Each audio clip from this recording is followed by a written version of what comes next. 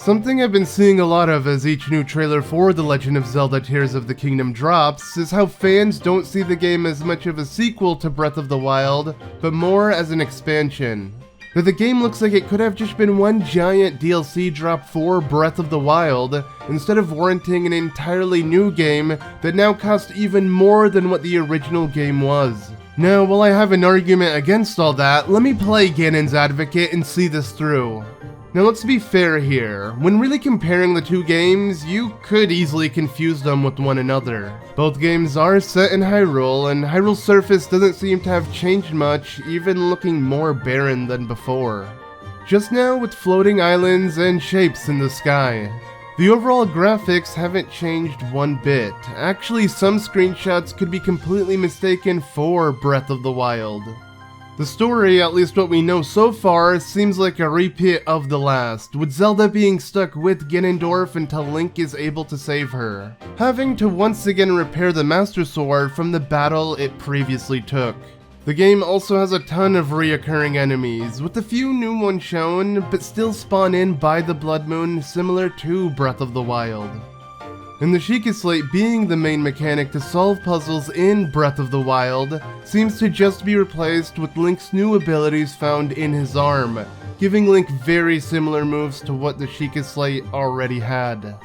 Overall, the game just feels more of the same. So if you really look at the game as a brand new sequel from the trailers alone, it will feel more like an expansion to an already existing game. But with that said, I don't think that's how we should be looking at it. See, what made Breath of the Wild so special wasn't its groundbreaking storytelling or insane graphical capabilities. It was the sense of freedom the player had, right at the beginning of the game. When you left the Great Plateau after obtaining the 4 Sheikah Slate runes, the game was completely open to the player. You could head in any direction and find something to do. Hell, even if you wanted to take on the final boss then and there, you had the option to. The game gave the player an endless amount of enjoyment creating their own adventure. It didn't string you along like most games with a story everyone had to follow.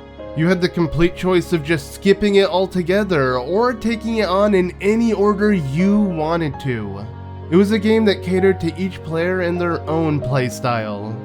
You really made your own adventure in the fantasy world of Hyrule. But let's be real, when the game was first released, it didn't seem like Nintendo planned for Breath of the Wild to be this massive sandbox where players just had fun doing random things throughout Hyrule. But again, that's what the game ended up being. For many players sharing their funny moments of the game, all experiencing it in their own way.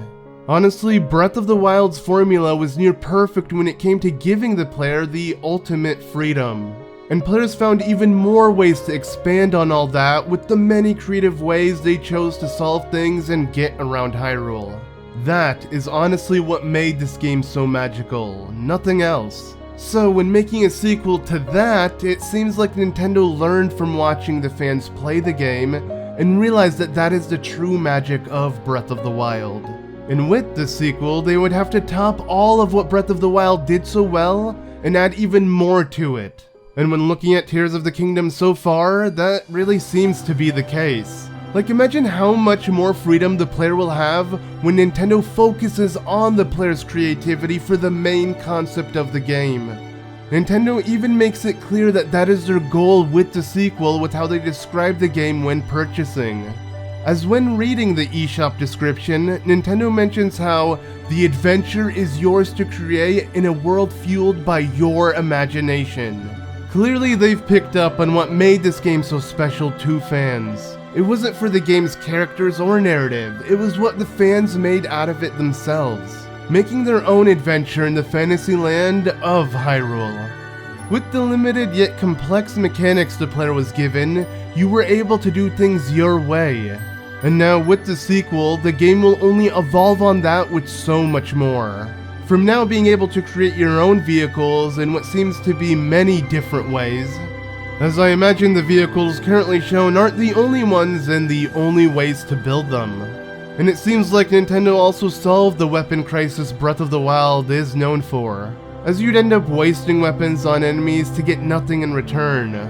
Well, with how enemies now seem to have weapons sprouting out of their heads, we are most likely going to be able to obtain those weapons as drops by killing them. And the surface won't be the only thing to explore, as there'll be so much more to discover, from the sky to even down below. Hyrule has now become an even far bigger playground for the player to do whatever they want in a land fueled by your imagination. The sky really is the limit with the sequel. So I think when looking at the game from this direction, it makes sense why the game feels like more of an expansion to Breath of the Wild. Because it kinda is. It's a new way to explore the land with many different ways to choose how you do it. And it seems like Nintendo only realized the potential of the game's mechanics after the game was released by watching how fans played it. And it also explains the weird direction they went with the Master Cycle Zero DLC, as they must have seen a whole new way to explore the game. Which also explains why the sequel was originally planned as DLC, until it evolved into a game of its own. And I would much rather have an entirely new game with so much more to do, than just have more DLC drops to try to correct the game in this new direction they discovered from watching fans play the game. And picture how much more fun that will all be now that Nintendo takes that into consideration and gives you the tools to make it even more fun. I feel like this game won't just top Breath of the Wild, but feel like a complete upgrade to the many new things you can now do in it. And while this isn't how traditional sequels go, this seems like the perfect direction for a game that revolutionized open world exploration, and making that aspect only better. And hey, this is what we can make out of the trailer so far. The game isn't out yet, so we really don't know what the core gameplay outside of exploration is gonna be about. Breath of the Wild had the divine beasts and the Sheikah shrines and towers. And clearly Tears of the Kingdom will have its own objectives outside of just exploring Hyrule. So that will add even so much more to what we've already seen and speculated of the game so far. But what do you guys think? And what are your thoughts after watching this video? Do you agree or still have your doubts on the game?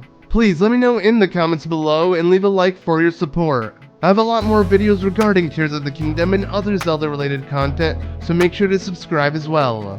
As always, I've been ZM, thank you all so much for watching, and I'll see you in the next one.